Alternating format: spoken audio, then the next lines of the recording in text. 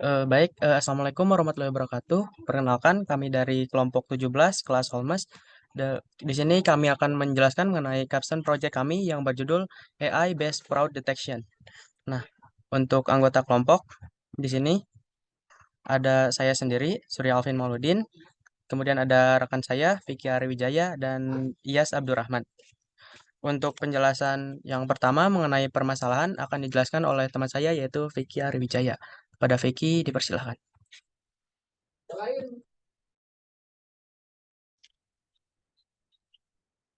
Ya, terima kasih Surya.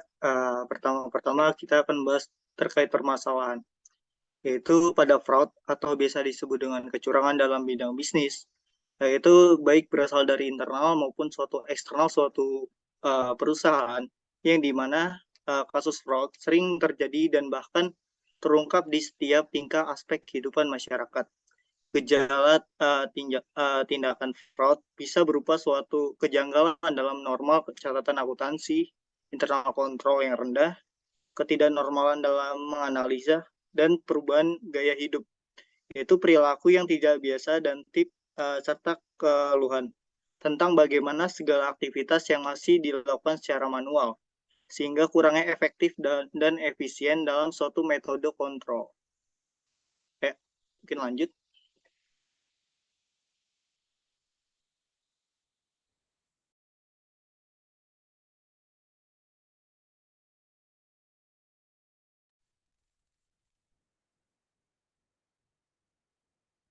Urgensi permasalahan. Fraud dapat merugikan berbagai aktivitas kontrol, mengingat sebagai adanya kemajuan mengenai kecerdasan buatan, segala aktivitas mendeteksi kecurangan fraud masih dilakukan secara manual, yang berarti kurangnya suatu efektivitas dan efisiensi terkait waktu dan informasi media penyedia, yaitu ketidakmampuan sehingga berpengaruh terhadap hasil audit yang kurang sesuai dengan bisnis yang bekerja dengan basis pelanggan yang beragama, global, dan terutama sistem pengelolaan digital, di mana tentu untuk bekerja dalam bisnis dibutuhkan seperangkat fakta dan aturan untuk memanipulasi suatu data tersebut, sehingga perlu adanya suatu layanan AI, teknologi yang memilah-milah untuk membuat keputusan, menyerupai kecerdasan manusia yang dapat diterapkan sebagai solusi masyarakat suatu kondisi. Perlu menyusun suatu rule base yang berperan pada pesisi model. Pada tahap pengambilan keputusan ditentukan berdasarkan rancangan yang terbentuk. Ya, mungkin lanjut. Solusi yang telah ada. Untuk solusi yang ada sendiri, itu sudah terdapat, yaitu penyediaan sistem pengendalian internal. Lalu juga terdapat menjalankan pengawasan dan proses komunikasi akuntansi yang baik, lalu memberikan saluran komunikasi khusus pelaporan tindak kecurangan. Dalam penyediaan sistem pengendalian internal, perusahaan harus menyediakan suatu sistem pengadilan internal yang jelas, mulai dari penetapan tugas hingga otoritas masing-masing karyawan. Hal ini berguna agar tidak terjadi kesalahan maupun menjalankan tugas mengurangi penyalahgunaan otoritas. Lalu menjalankan pengawasan dan proses komunikasi akuntansi yang baik, yaitu kemungkinan terjadinya fraud dalam laporan keuangan bisa dikecilkan jika perusahaan memiliki komunikasi akuntansi yang baik. Kecurangan pada laporan keuangan yang dapat terjadi karena kurangnya transparansi keuangan yang kurang akurat pada pihak-pihak yang tidak bertanggung jawab. Dalam hal ini, karyawan yang paling berhubungan dengan aktivitas pelaporan keuangan sudah semestinya diberikan pengawasan kinerja. Langkah pengawasan ini berguna untuk memastikan tingkat integritas penyusunan laporan keuangan. Lalu yang tidak kalah penting yaitu memberi saluran komunikasi khusus pelaporan tindak kecurangan. Yaitu pemberian saluran komunikasi khusus untuk pelaporan fraud bisa jadi suatu solusi bagi pihak-pihak yang mengetahui adanya suatu kecurangan, tetapi merasa takut untuk melaporkan karena diancam atau tidak tahu harus melaporkan pada siapa. Saluran komunikasi khusus pelaporan tindak kecurangan dapat dibuat dengan memanfaatkan suatu line telepon atau surat. Namun pengiriman akan dihasilkan aliran anonim. Dengan begitu, kerahasiaan data pelaporan dapat terjaga dengan baik dan tidak merasa terancam.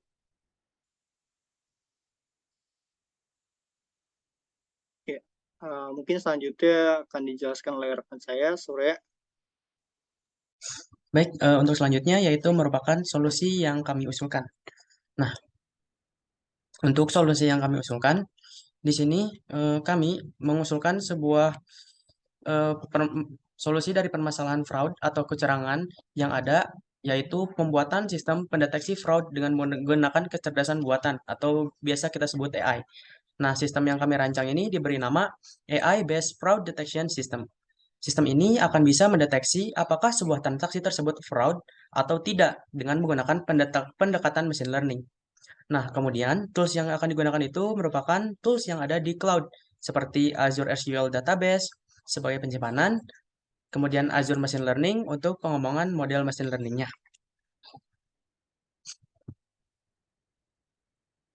Nah, untuk selanjutnya di sini ada diagram atau flowchart dari rancangan yang kami rancang atau solusi yang kami rancang. Yang pertama, kita akan memulai, kemudian kita akan menginput data ke dalam machine learning. Nah, data tersebut berasal dari Azure SQL Database, kemudian akan diambil sampling data ini data sampelnya, kemudian dari data tersebut kita akan dirubah tipe datanya, kemudian akan dilakukan cleansing data, selanjutnya akan dilakukan normalisasi data. Nah, setelah itu akan melakukan split data, yang data itu tersebut akan dilatih menjadi melatih model. Kemudian setelah itu akan dilakukan evaluasi model. Maka setelah itu alur selesai. Untuk selanjutnya, keefektifan solusi yang ditawarkan akan dijelaskan oleh teman saya yaitu Iyas Abdurrahman. Kepada Iyas, saya persilahkan. Efektifkah solusi yang ditawarkan? Solusi yang kami rancang bisa dibilang efektif. Dengan menggunakan sistem yang kami rancang, hanya membutuhkan beberapa waktu untuk menentukan suatu transaksi tersebut termasuk fraud atau tidak. Alasan lain mengapa kami dapat mengatakan sistem yang kami rancang efektif, yaitu karena kami telah melakukan beberapa kali melatih model atau model training dan testing dan mendapatkan hasil yang memuaskan, yaitu precision sebesar 90%.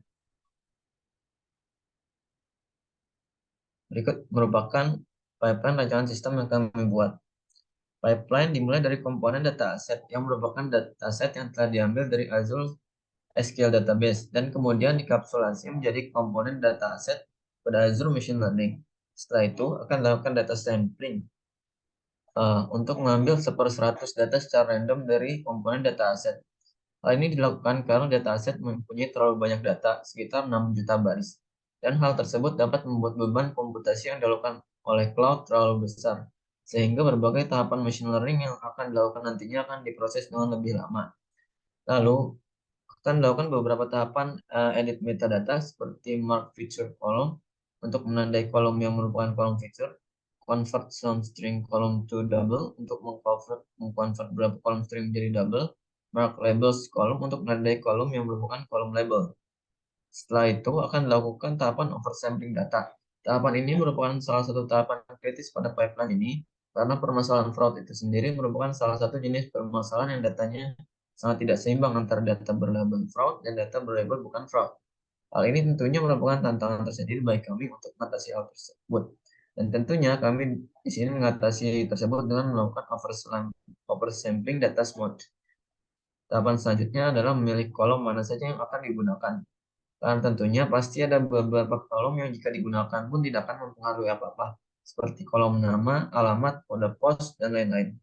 Tahapan ini juga dapat mengurangi beban komputasi pada cloud saat memproses karena jumlah kolom yang digunakan berkurang. Lalu tahapan selanjutnya adalah normalisasi data, yaitu menyamakan range data bertipe angka untuk mengurangi bias antara setiap kolom yang dapat terjadi jika range data setiap kolom berbeda. Kemudian dilakukan tahapan split data dengan rasio 80% data latih dan 20% data testing. Setelah itu dilakukan tahapan training model dengan support vector machine untuk melatih model yang nantinya akan digunakan untuk menentukan apakah data tersebut merupakan fraud atau bukan. Lalu dilakukan tahapan score model untuk menguji model terhadap inputan data testing. Label apa yang akan diberikan model terhadap setiap data testing? Apakah akan sama dengan label asli yang ada pada data testing? Lalu sebelum dilakukan tahapan evaluasi model, akan dilakukan tahapan edit metadata terlebih dahulu, yaitu menandai kolom yang merupakan kolom label.